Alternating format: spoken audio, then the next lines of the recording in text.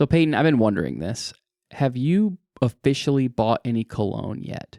No, I haven't.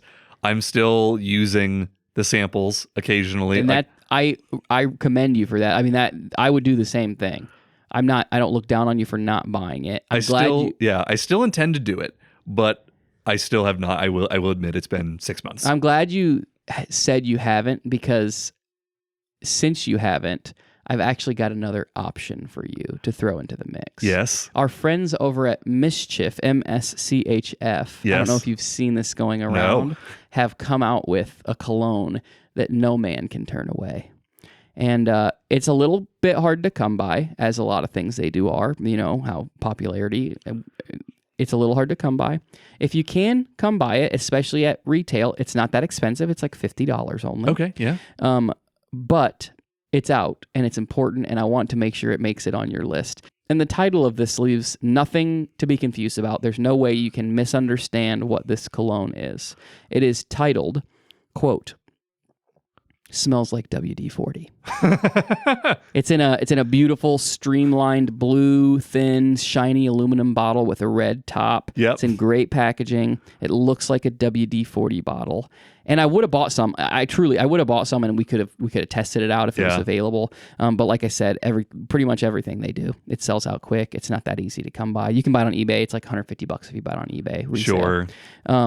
But from every video I can possibly find of anyone trying it out, it smells exactly like WD-40. And it's just not WD-40. Right, that's what I was curious. Yeah. It's not WD-40, it's cologne, but that smells exactly like WD-40. And so I guess if you're looking for that manly smell, but without the greasy hands, I think this is the way to find it.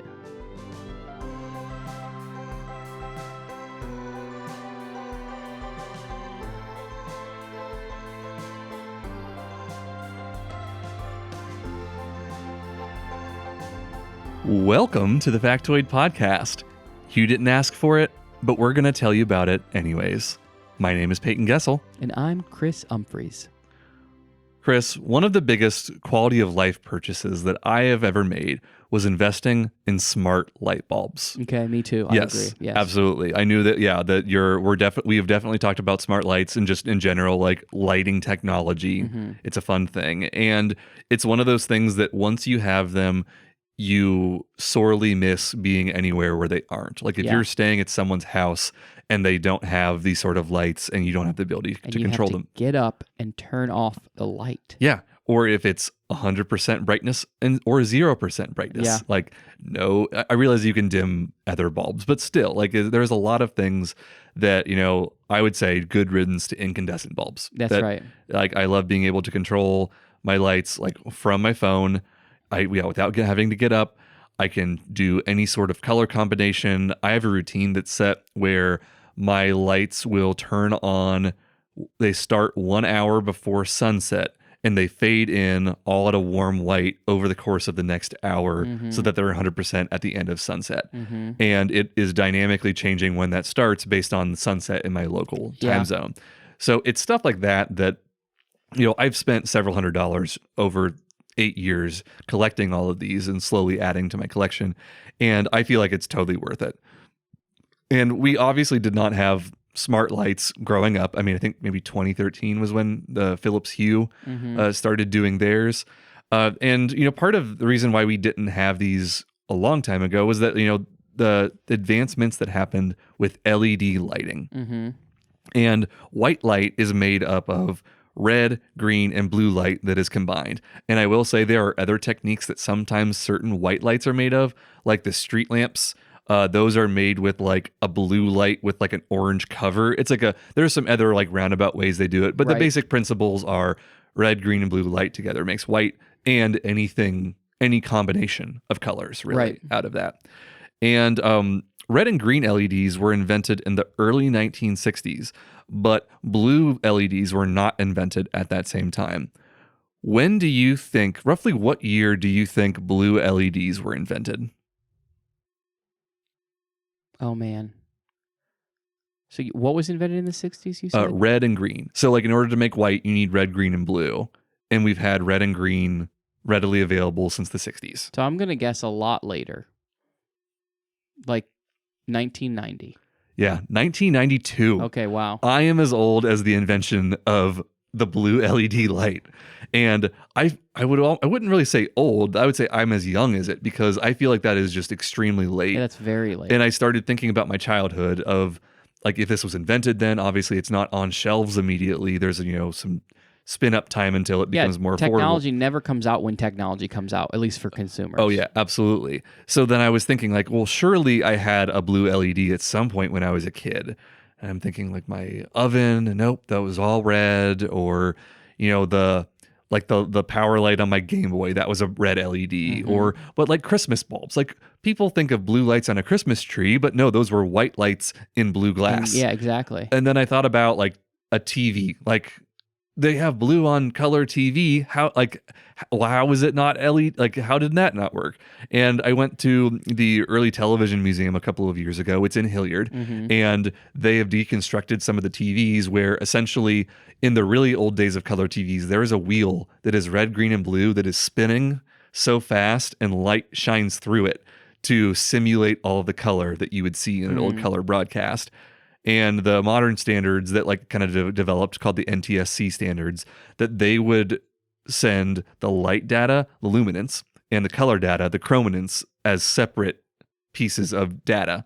So you never had a blue light. You had light and you had blue, and they just always combined. And then I was thinking about, like, my brother had this wristwatch, like a Casio G-Shock, and I vividly remember, like, in the 90s, him having this watch, and you could hit a button on it and it would light up blue. So I'm like, no, we had blue LEDs for sure. And I looked that thing up, and it uses this technology called electroluminescence. It's not LEDs. It's like a weird thing that was used on car dashboards for a while, and it couldn't do blue, but it could do, like, a sickly green, like, cyan color. Like, if you look it up, you'll know what I'm talking about.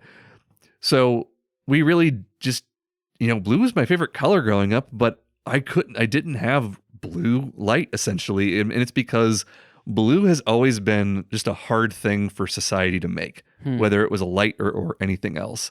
Like, for example, like a pigment, the ultramarine pigment, like in painting, was always more expensive. And it was, at one point, it was more expensive than gold. Wow. In history, where, like, yeah, and there are plenty of, like, blue pigments like lapis lazuli or ultramarine, or what was another one, like Prussian blue. These are all, like, very prized pigments that, like, would be used in dyeing, and you've got to imagine probably some good, like, royal gowns and things like that too. And blue even comes late in language. When people look at the history of languages and when color was added into them, usually colors like red show up very early, black and white show up very early on, and green will then show up after that. But every time, blue is almost always the last, like, normal color that gets added to a language. And I think it's just because, other than the sky and, the water that's reflecting the sky, it just doesn't trigger as, like, a unique color. Like, you'll find ancient languages that will refer to the sky being black because blue was a subset of black, where, like, it wasn't important enough to be its own thing. Interesting. So why couldn't we make blue LEDs for so long? Like, that's what I was kind of asking myself.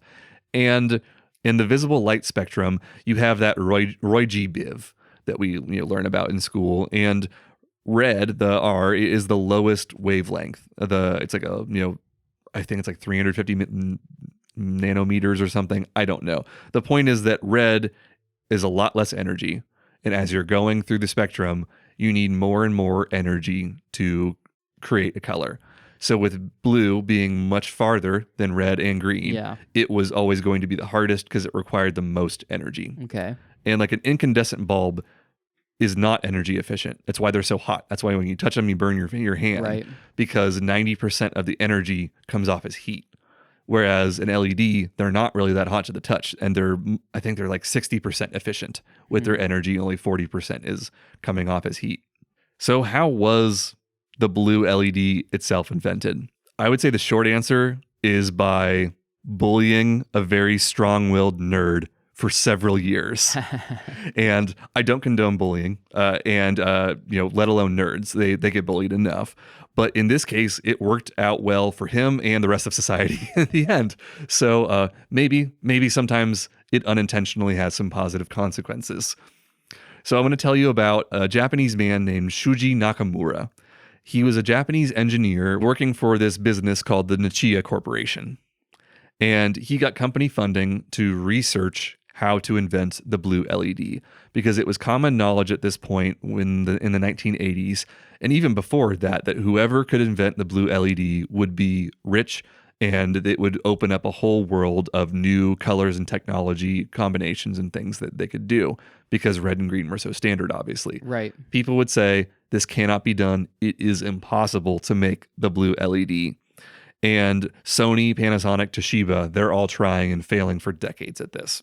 And, to oversimplify the problems that they were having, basically that extra energy requirement for blue meant that the crystal that your LED is like this, that the semiconductor is on, it needs to be extremely pure quality, where there can't be any sort of like additional energy loss because of the additional requirements you need for blue over red and green, where you could get away with being a little bit sloppier. Shuji Nakamura was trying to learn how to understand, like, how can I make a pure crystal that can make this blue LED work?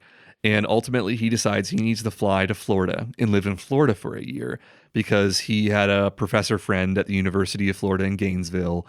And basically, they had this device that is called the Metal Organic Chemical Vapor Deposition Reactor, or MOCVD reactor. And this is the machine that you make crystals in.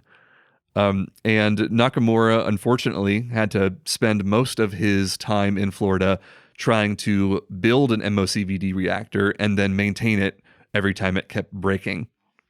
So he didn't get chances to innovate. He was stuck just like trying to make this thing function. Right. And the thing that made it worse is that he's about 34 years old, and he is coming to a college where there's a lot of PhD students, and they have already started to publish research papers. They're getting their doctorates.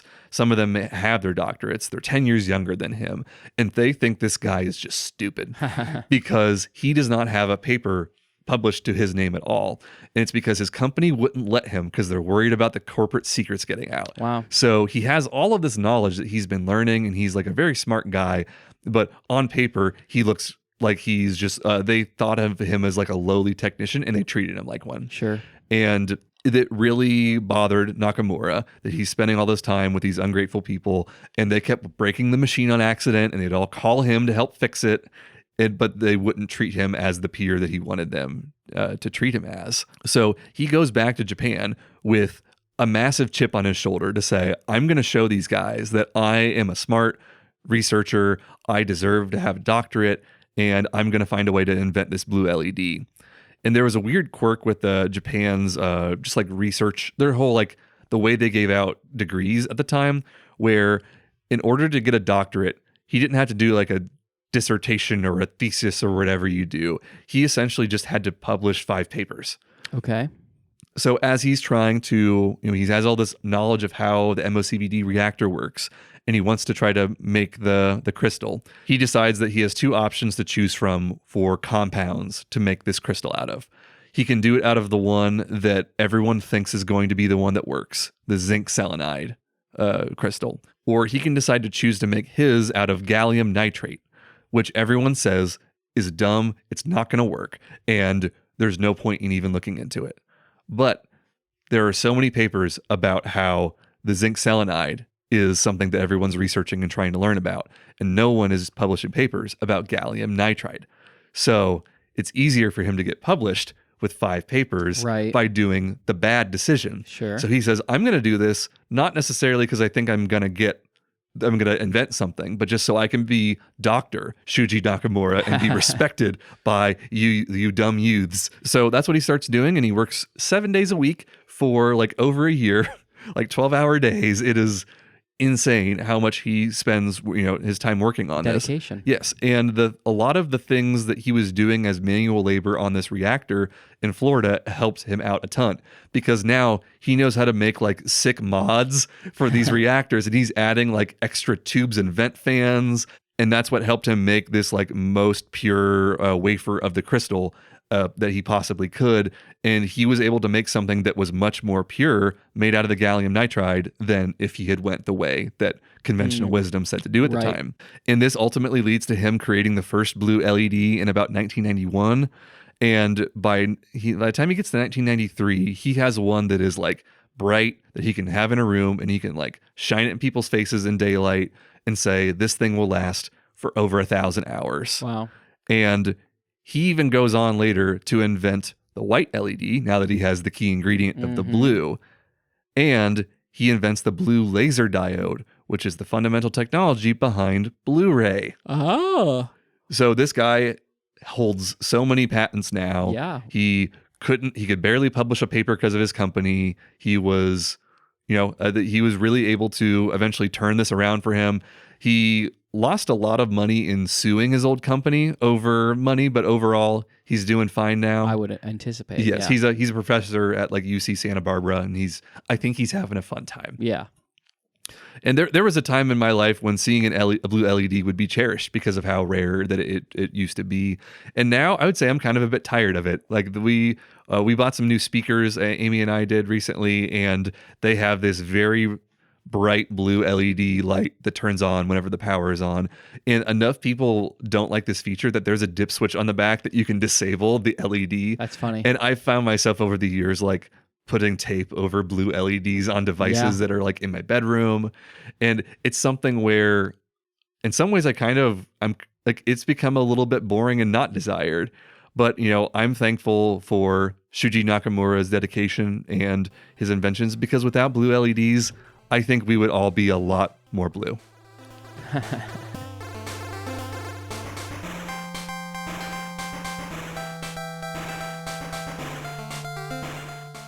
Have you ever seen somebody in a place that you're like not used to seeing them? You know what I'm talking about? Yes, I have a neighbor whose name is Jake, who through a mutual friend I've hung out with a couple times just watching some football together.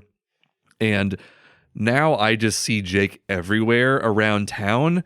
Like I'll just be driving around and I'll just see him in his vehicle at like an intersection. Yes. Or like I'll be at like I was voting the other day and I just see him in line and I'm like, That's wait, funny. does Jake belong here? I guess he's my neighbor, so he probably does actually. Like, yes. So I've recently been dealing with this. I have memories of like seeing. I was from like a relatively small town, and you had to drive like an hour or so to get to a mall, right? Because you used to shop at malls. Yes. And I have memories of like going to a mall and seeing my friends from school like unexpectedly at those malls an hour away. And like it makes sense because if you need to go to a mall or if you want to go to a mall, that's where you go. Yeah. But you just don't expect to see someone from your hometown an hour away randomly. You know what I mean? And I've like seen people at concerts that I wasn't expecting to see, or like at a Six Flags or something like that, right? Yes. But like it's just so weird to run into somebody at a place that you're not expecting to run into them. For sure. And just like with you and Jake, I have this guy in town who I don't know him that well. I mowed his family member's yard for a year. So like I kind of saw him once in a while.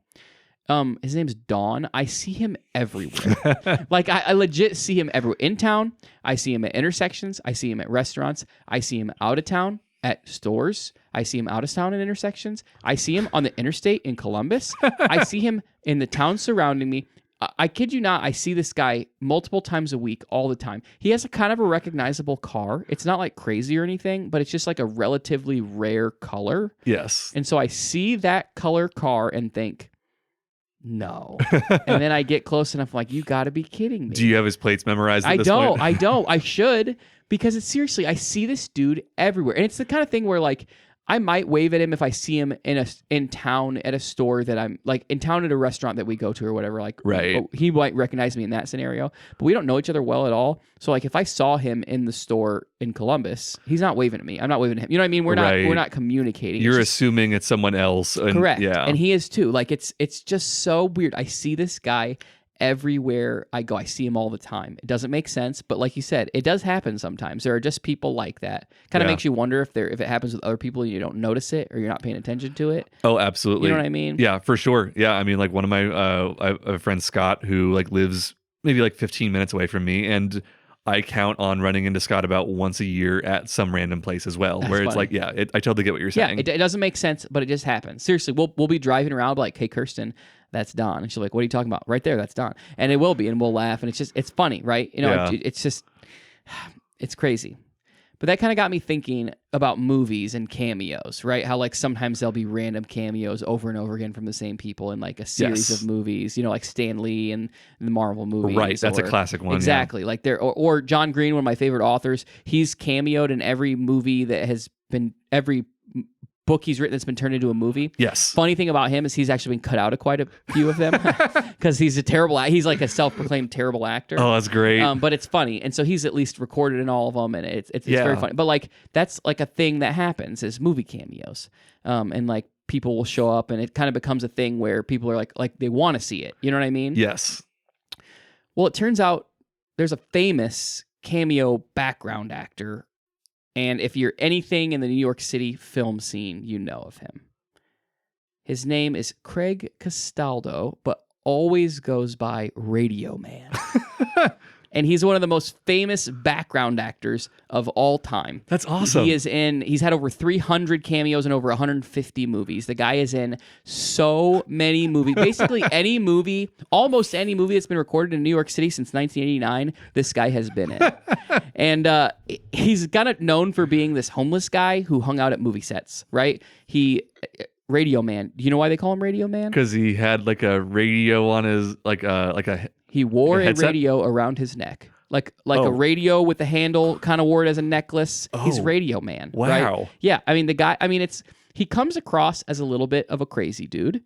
He comes across as a homeless street type person, but he loved movies. And he wanted to hang around movie sets. And he lived in New York City. And he was homeless for a few years. He isn't homeless now. He hasn't always been homeless. He worked for the USPS for years. He's a veteran. Okay. He was in Vietnam, but he did become homeless after that. But he actually got a job at a newsstand in Brooklyn. And then through that job, he got access to like subsidized government housing in Brooklyn, and he's had a place to stay. He's not a homeless man, but he loves movies. He's always loved movies, and so he would do his best to figure out where they're going to be filming movies, because in New York City they film movies all the time, like all the time. And there's not really like a list that you can go look at to see where movies are being filmed, right? Right, exactly. Like I don't think they try to keep it as quiet as possible. Of course, people find out. Of course, people see all the stuff going on. You know, you see big vehicles with cameras, and you see trailers around and all this. But like, there's no list you can go read about where movies are being filmed. But that's kind of a specialty for Radio Man. See, and he's learned of things about the system. He's learned people. He's learned systems. But he's also learned that there's just a lot of no parking signs around where movies are being filmed. And so he would kind of ride. He'd wake up in the morning, get on his bike, ride around town, try to find the next movie set. And he for quite a few years of his life, we're talking, this started, like I said, in the late 80s, 1988, 1989. He was a fan of the alcohol, right? And he was a pretty heavy drinker. He said he worked at the post office to get money so he could buy alcohol, basically. Like, that's just kind of what his life was. And so he kind of was known for heckling actors. He would heckle them. You know, he would go to the set. As soon as they would yell cut, he would yell, "Bruce Willis, your acting sucks," stuff like that. You know what I mean? Like, he loved movies, but he liked to have fun too. And that wasn't necessarily always looked well upon. But he began to show up in enough sets that people on the set started to recognize him, and directors and actors and people involved, just like stagehands, and they started to know, hey, this is Radio Man. This guy hangs out here. And the more he did it, the more they kind of just like enjoyed him being around. Right. And so in 1989, one of the first movies that he ever got any traction with, he was hanging on the set of The Fisher King, which stars Robin Williams. I've never seen the movie myself. Me either. But he was able to meet Robin Williams, and Robin Williams helped convince to get him as a background actor on the movie. And so because of his relationship with Robin Williams, it kind of started there. He was able to kind of get his first, again, background acting. He's not getting big bucks or anything. I'm not sure if he's even getting paid for some of these roles, especially these early times. I think he might have just been able to be able to stand in there and be in the film. Right. But actually, he met Robin Williams, and Robin Williams is one of the first of many, many, many actors, well-known, huge names, that love this guy. And the opening of a documentary they made about him titled From Spider-Man to Godzilla, Radio Man, Tom Hanks says that you've made it as an actor when you're on a first name basis with Radio Man. So like people like know this guy. That's they awesome. love this guy. They see him everywhere. But like I said, he was kind of a fan of heckling, and that didn't really change. When he worked at the newsstand, if actors would go by, he would heckle them. He would go to the movies, he would go to the sets, and he would heckle. Like I said, he would get drunk. He would kind of just gain his confidence when he got drunk, and he would just have fun, right? Yeah. And not everyone liked that. And he started to get invited to like premieres and after parties with these people, right? Because they there's Radio Man here. He's here. Let's take him with us. He would always go to like the snack carts. Yeah. And they were always like, oh yeah, take whatever you want. You can have whatever you want. And like he's always around. Still to this day, he'll walk up and grab stuff from a snack cart. Yeah, craft services. Yeah, craft services. Exactly. That's what it's called officially. He'll go up to craft services and be like, "Oh, this is what you got for me today, whatever." And he'll just take, they give it to him. He's always welcome at any NYC film shoots, craft services booth, always. But one set he was trying to get into, and I can't remember the actor who was acting. I don't remember if it was Martin Short or some. I don't remember exactly. But he went up to try to get in, and the guards were like, "You can't go in." He's like, "No, I'm best friends with the actor. He will invite me in. I promise. We're friends." And he's just coming across as this crazy drunk. And they said, "Sir, you can't come in." And they don't, like I said, all the actors know him, all the people on set know him, but these guys didn't know him. Right. And they actually arrested him and took him to a psychiatric facility. Oh, no. Because they thought he was crazy. And what's insane is he's not crazy. He was friends with the people he was saying he was friends with. And he was stuck in the psychiatric facility for 6 months. What? And they were like medicating him and No trying to way. trying to get him to a better place mentally, right? And so it's crazy. Like it didn't make him stop. It didn't make him desire it less. But as soon as he got out, he vowed to stop drinking because he's like, you know what? If maybe I'm probably not as good of a guy when I'm drinking. And he did. He quit. He said he went to a couple meetings, did a couple things, but he mostly just cold turkey quit drinking. And he hasn't had a drink since I think it's 2004 maybe. So this guy's been clean from the alcohol, and it's crazy. But the fact that he wasn't lying, but they're like, there's no way this homeless guy on a bike is friends with that actor. There's no way. And realistically, the guy would be, oh, hey, Radio Man, come on in. You can watch or whatever. Right. Come to the party, here, come get some food. Isn't that insane? It's crazy. Yes. But I think he's kind of got it made. There's that, I told you, that documentary about him. I watched that documentary. It's really interesting. It's just a lot of different celebrities talking about him. It's a lot of his stories about how he got into things or how he met these people and what he does. And it's a really kind of fascinating look at his life. And he talks to George Clooney. He's like, hey, he's making this little almost vlog, right? This is years ago of himself, and they're like, "Oh, Radio Man, you gonna show that to somebody?" He's like, "Yeah, I probably will someday." And he's like, "I'm here I am with George Clooney. We're shooting George Clooney, Sexiest Man Alive. We're shooting a film here in wherever."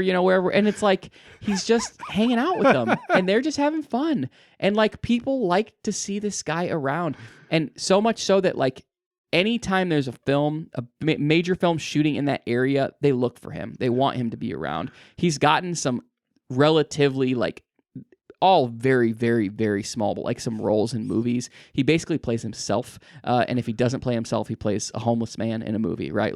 He plays the same character all the time, but he's been in so many movies, and he said he wants to do parts with lines someday. I don't know that he'll ever get there. I'm not really sure. He might have to join SAG-AFTRA. I think he's a member. Oh, he is. Oh my he gosh. He is a lifetime member. Oh, and man. What's crazy now is he makes money solely by selling his autograph to people who want his autograph. Oh, that's great. Because and if you look this guy up, if you start looking at these films, you will see this guy.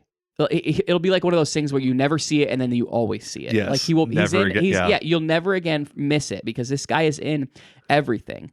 Let me read some of the stuff he's in. Okay, Godzilla, Miss Congeniality, Zoolander, Spider-Man, Mr. Deeds, Elf, How to Lose a Guy in 10 Days, The Bourne Supremacy, Just My Luck, Spider-Man 3, Enchanted. That's crazy. Yeah. So many, and we're talking those are all from 15 years ago. There's more. This dude is in Killers of the Flower Moon. He was in what? He's in all kinds. He's in 4 episodes of 30 Rock. This guy is on a lot of stuff. Yeah, and And it does say, like you can look on his Wikipedia page, it says he plays himself, slick-haired man, himself, bicycle driver, crack house denizen, himself, homeless man, himself, news guy stand, himself. You know what I mean? Soup kitchen patron number 1, kiosk blue man. You know what I mean? Yes. So like this, but this guy has made his way into film history as someone who's always there. Like if it's filmed in New York, if it's filmed in New York and has a cast of like big actors, this guy's probably in the movie. How often does he show up with the radio? I think basically every time. That's great. And in his documentary, he describes like, why do you wear the radio? He's like, because it makes me more noticeable. Because I'm that guy who wore the radio. Yeah. Like, it's not because I'm crazy. It's not because I need the radio. It's because that's the radio, man. And it's like, he also goes by like moon vest or something. I think he maybe used to wear a moon vest. I don't know. Like, he's an eccentric character. Yes. But he's a well-loved person in that place. He's a well-loved guy in that area, in that like category of the world, in Hollywood, except in New York, right? Like this guy is fun and people love him. And so many, like, again, I'm sure there are people who don't. I know there are people who don't, but most people are like looking forward to you. Again, in the intro of this documentary, there's people who are like, the first thing, I'm not joking, the first thing I think of when I'm going to New York is I wonder when I'll see Radio Man. Like they just want to see this guy. My name's Television Man and I hate Radio Man.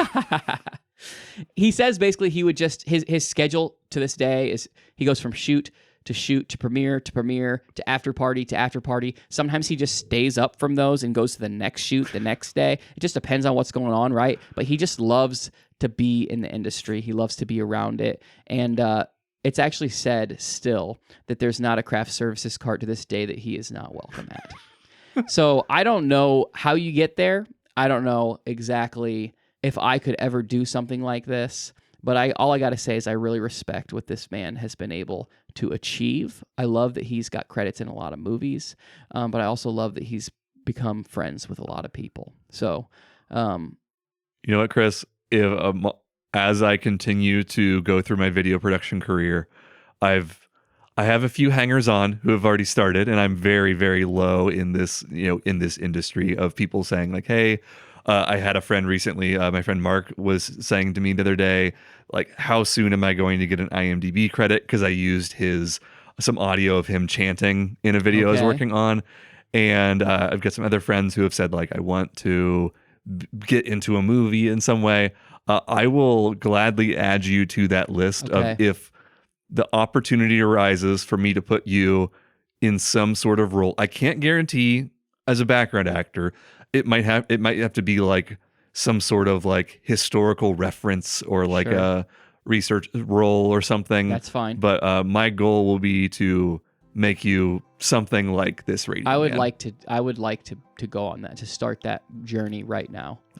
So I don't know if this is true or not, but you guys might be listening to the next Radio Man right now.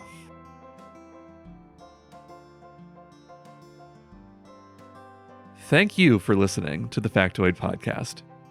As always, if you have a factoid that you want to share with us, just send us an email at whatsyours@factoidpodcast.com. You can listen to us on all the podcast platforms, every single one of them. As far as I know, we're there. And we're also on our website, factoidpodcast.com. We'll see you in 2 weeks.